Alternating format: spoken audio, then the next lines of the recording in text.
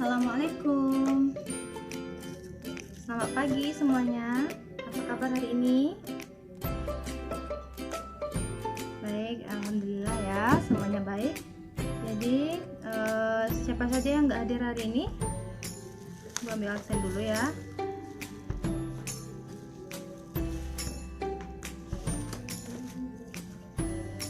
Wahyu kemana? Oh, sakit. Baik, Wahyu sakit. Selebihnya hadir ya. Baik.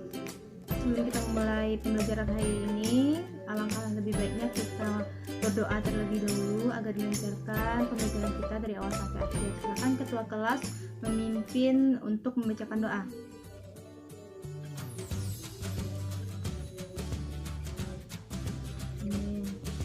Terima kasih kepada ketua kelas ya.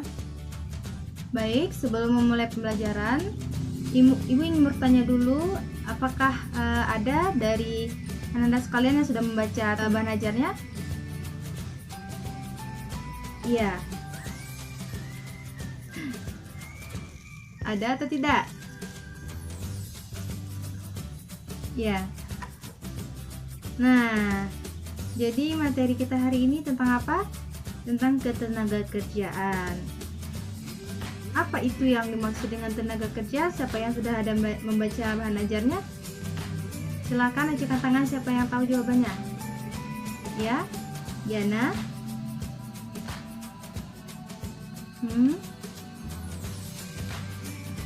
Ya.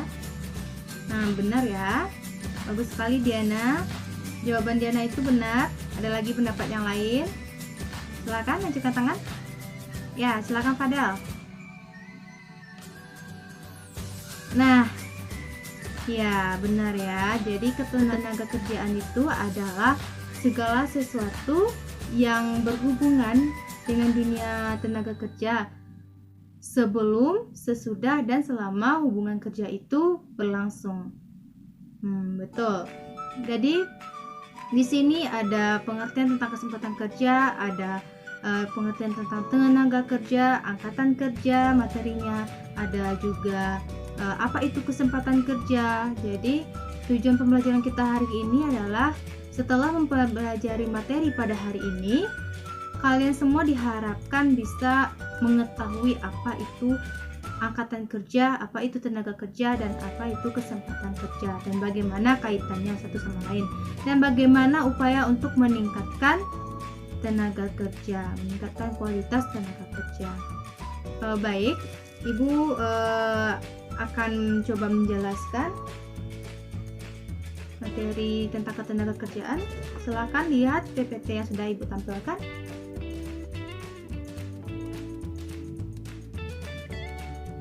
Nah, sini siapa yang bisa membantu Ibu untuk membacakan materi yang sudah ditampilkan?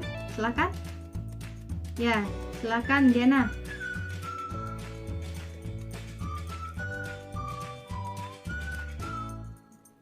Nah, terima kasih ya kepada Diana. Jadi di sini ada namanya angkatan kerja dan bukan angkatan kerja. Apa sih bedanya angkatan kerja dan bukan angkatan kerja? Angkatan kerja adalah penduduk yang telah bekerja dan masih mencari pekerjaan. Contohnya seperti apa? Contohnya itu seperti guru, betul. Apalagi? Iya, karyawan yang sedang bekerja di pabrik bisa. Nah, itu disebut sebagai angkatan kerja. Dan yang bukan angkatan kerja adalah penduduk yang tidak bekerja, tidak mau mempunyai pekerjaan atau sedang tidak mencari pekerjaan. Contohnya seperti kamu ini seperti pelajar. Pelajar kan sedang tidak mencari pekerjaan, berarti bukan angkatan kerja. Apalagi contohnya? Seperti ibu rumah tangga. Nah, selanjutnya itu kesempatan kerja. Apa hubungannya kesempatan kerja dan juga angkatan kerja? Kesempatan kerja itu merupakan tersedianya lapangan kerja bagi angkatan kerja yang membutuhkan pekerjaan. Sejalan dengan pertumbuhan penduduk, jadi ketika pertumbuhan penduduk itu meningkat, seharusnya itu kesempatan kerja itu lebih besar. Karena apa? Karena jumlah angkatan kerja itu meningkat, harusnya lapangan pekerjaan itu tersedia juga sehingga dapat mendukung angkatan kerja yang ada. Bagaimana jika seandainya kesempatan kerja itu terbatas dan angkatan kerja terus saja meningkat? Tentu akan terjadinya pengangguran. Apa saja sih jenis-jenis tenaga kerja? Jenis-jenis tenaga kerja itu ada 3. Siapa yang tahu? Apa saja? Nah, ya, yang pertama itu adalah tenaga kerja terdidik. Tenaga kerja terdidik itu merupakan tenaga kerja yang memerlukan pendidikan pada suatu bidang tertentu. Contohnya, tenaga kerja terdidik itu seperti apa? Seperti guru, dosen, seperti apa lagi? Ya, bagian akuntansi. Nah, itu adalah jenis tenaga kerja terdidik. Kemudian ada lagi tenaga kerja terlatih. Ya, tenaga kerja terlatih itu adalah tenaga kerja yang memerlukan pelatihan dan pengalaman di bidang tertentu. Contohnya seperti apa? Ya, betul, seperti mekanik, seperti teknisi, itu adalah memerlukan pelatihan dan pengalaman terlebih dahulu. Kemudian ada juga tenaga kerja tidak terdidik dan juga tidak terlatih. Nah, tenaga kerja tidak terdidik ini dan tidak terlatih ini ialah tenaga kerja yang tidak memerlukan pendidikan dan juga pelatihan pada suatu bidang pekerjaan tertentu. Nah, contohnya seperti apa? Contohnya adalah seperti kuli bangunan, seperti tukang beca, apalagi ya pembantu dan lain sebagainya. Nah, itulah jenis-jenis tenaga kerja. Kemudian bagaimana sih cara atau upaya untuk meningkatkan kualitas tenaga kerja? Silahkan dilihat di PPT yang sudah Ibu tampilkan. Ini ada yang pertama yaitu meningkatkan kualitas pendidikan. Nah, bagaimana hubungan meningkatkan kualitas pendidikan dengan meningkatkan kualitas tenaga kerja? Karena pendidikan sendiri berguna untuk membekali atau menambah pengetahuan dan pemikiran tampilan seseorang, berguna untuk memperoleh kesempatan kerja di tingkat pendidikan, mempengaruhi tingkat tinggi rendahnya kualitas seseorang tenaga kerja. Nah, untuk meningkatkan kualitas pendidikan ini dapat ditempuh dengan pendidikan formal dan juga non formal. Pendidikan formal sendiri seperti apa? Contohnya seperti sekolah 12 tahun dari SD, SMP sampai SMA atau melanjutkan ke perguruan tinggi. Nah, selanjutnya ada pendidikan non formal. Seperti apa contohnya? Yang non formal ya sanggar, seperti kegiatan belajar yang di luar sekolah, pelatihan kelompok. Nah, gitu. Nah, selanjutnya ada lagi apa? Upaya untuk meningkatkan kualitas tenaga kerja.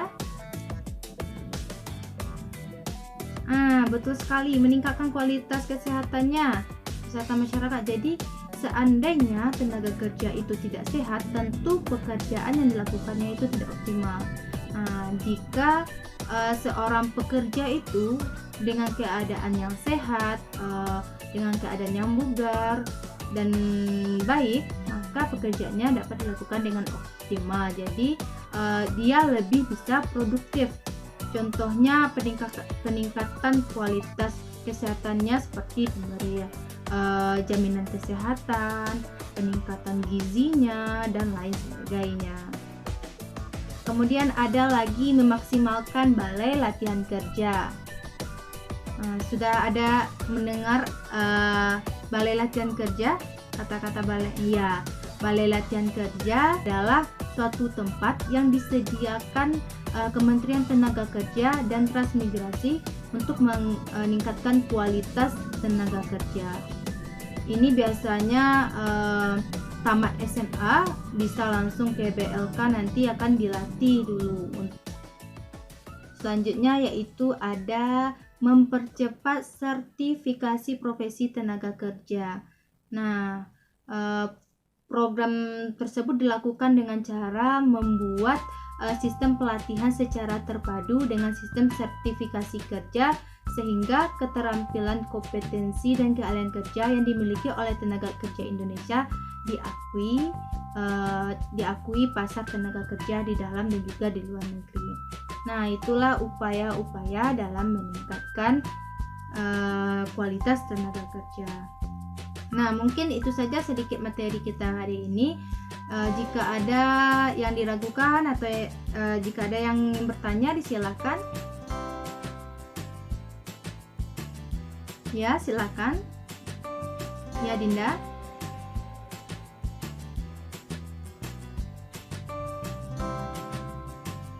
Nah, baik. Silakan dari teman-teman yang lain, ada yang bisa menjawab pertanyaan dari Dinda.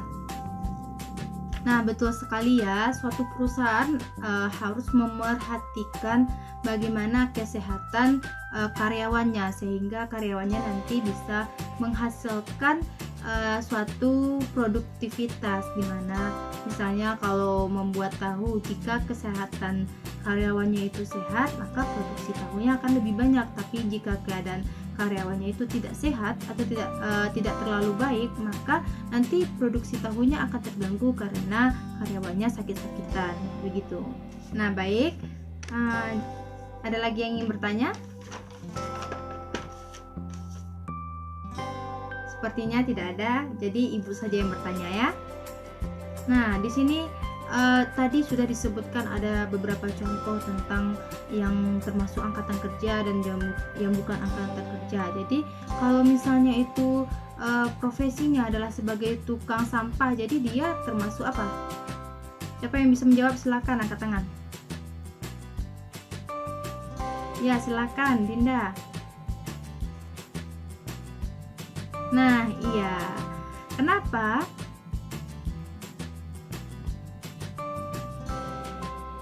Iya, karena di sini ibu akan bertanya. Tadi sudah disebutkan beberapa contoh dari profesi. Ada tadi yang terdidik, ada tadi tenaga kerja yang terlatih, contohnya ada yang tidak terdidik dan tidak terlatih. Nah, kalau misalnya itu adalah profesinya sebagai tukang sampah, termasuk ke dalam apa? Silakan yang bisa menjawab, angkat tangan. Nah, iya. Betul Romi. Iya. Kenapa tukang sampah itu termasuk ke tidak terdidik dan tidak terlatih? Karena menjadi tukang sampah itu tidak perlu pendidikan dan juga pelatihan khusus, karena bisa dilakukan oleh orang yang tidak menduduki atau memasuki dunia pendidikan dan juga pelatihan. Untuk menguji pengetahuan dan pemahaman Ananda sekalian, ibu akan bagikan kuis. Silahkan diisi, dan jika nanti sudah selesai silahkan dikumpulkan. Baik, silahkan ambil ke depan ya.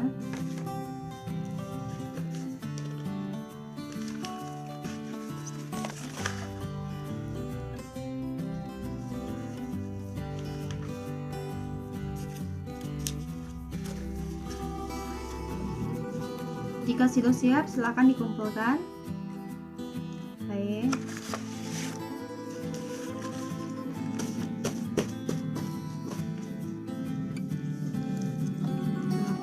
Nah, jadi sebelum kita mengakhiri pembelajaran kita pada hari ini, ada yang bisa merangkum atau menyimpulkan tentang pembelajaran kita hari ini? Coba perwakilan salah satunya. Ya, coba Malina. Nah, bagus sekali. Malina dapat menyimpulkan dengan baik. Siapa lagi yang bisa menyimpulkan pembelajaran kita hari ini? Silakan, Nada. Nah, bagus ya. Jadi dari penjelasan dan kesimpulan anak-anak sekalian, Ibu rasa anak-anak sudah paham dengan materi kita pada hari ini. Jadi tujuan pembelajaran kita kan dapat membedakan apa itu angkatan kerja, tenaga kerja, dan juga kesempatan kerja. Dan semoga pembelajaran hari ini dapat dipahami dan juga dimengerti. Jadi untuk minggu depan jangan lupa belajar materinya tentang sistem upah. Silahkan baca LKS-nya di rumah. Jangan lupa minggu depan kita belajar seperti ini kembali. Ibu sudahi. Assalamualaikum warahmatullahi wabarakatuh.